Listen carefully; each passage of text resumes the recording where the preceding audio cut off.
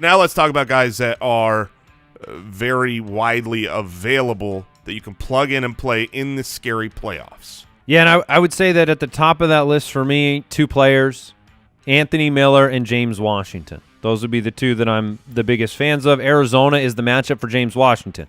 So that by default inflates his value tremendously. Coming off of 4 for 111 with 1 touchdown.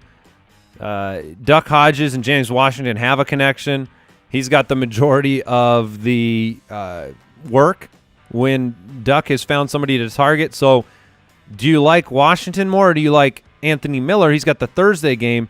Anthony Miller, his target share is insane right now. He's been great. 30-something% this past week after a couple of weeks at over 20%. Yeah, no, he's been a phenomenal play the last several weeks. My worry, I brought this up, I believe, yesterday, is the splits for Trubisky when he's playing a bottom 10 passing defense versus a top 10 passing defense are night and day. They are 10 points to 26 points.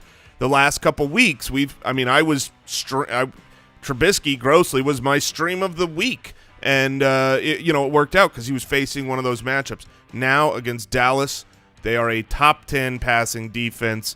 Let me ask you a question then, based on that, because that's Trubisky. Trubisky makes the whole thing work. Yep. But when you look at that, are you benching Allen Robinson?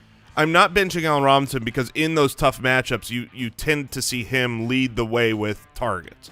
And I totally get it. And part of this does come down to Taylor Gabriel, right? Because it's not just the last few games that there's been good matchups, but Taylor Gabriel hasn't been there. So Anthony Miller comes into the wide receiver 2 and 3 role. That, when Allen Robinson isn't open, you're looking Anthony Miller's way. Now, as of right now, Gabriel is in the concussion protocol.